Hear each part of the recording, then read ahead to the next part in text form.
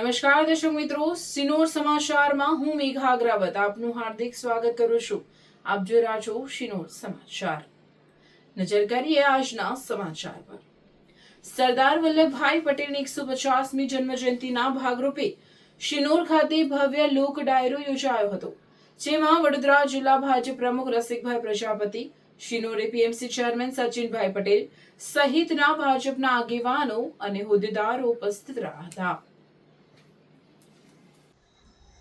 સરદાર વલ્લભભાઈ પટેલની 150મી જન્મજયંતિ નિમિત્તે રાષ્ટ્રીય પદયાત્રાના 7મા દિવસે વડોદરા જિલ્લાના શિનોર ખાતે લોક સાહિત્યકાર અભિસિંહ રાઠોડના સ્વરે લોક ડાયરાનું ભવ્ય આયોજન કરવામાં આવ્યું હતું।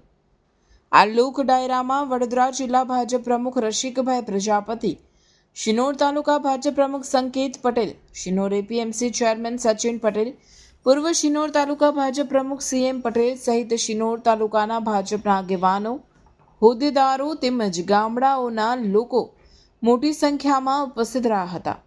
રિપોર્ટર સંજય ખત્રી, શિનોર સમાચાર ન્યૂઝ, શિનોર। 150મી જન્મ જયંતિના ઉજવણીના ભાગરૂપે રાષ્ટ્રીય પદયાત્રા અને યુનિટી માર્ચ સરદાર પટેલ સાહેબને સાચી શ્રદ્ધાંજલિ આપવા માટે કરમસદથી કેવડિયા સુધીને 26મી નવેમ્બરથી 6 ડિસેમ્બર સુધી એટલે કે સંવિધાન દિવસથી 6 ડિસેમ્બર સુધીને ચાલનારી છે। તેમાં આજ રોજ ટિમ્બરવાથી સિનોર તાલુકામાં પ્રસ્થાન થયું છે। અમારા જિલ્લા પ્રમુખ રસિકભાઈ પ્રજાપતિના માર્ગદર્શન હેઠળ ભારતીય જનતા પાર્ટીના સમગ્ર કાર્યકરો આ યાત્રામાં જોડાઈ અને સિનોર તાલુકામાં ટિમ્બરવા, ત્યાર પછી સાગલી ખાતે આપણા કેન્દ્રના મંત્રી રાજનાથસિંહ સાહેબ, આપણા મનસુખભાઈ માંડવિયા સાહેબ, જીતુભાઈ વાઘાણી સાહેબ ઉપસ્થિત રહ્યા, બીજા મંત્રીઓ પણ ઉપસ્થિત રહ્યા અને માર્ગદર્શન કર્યું।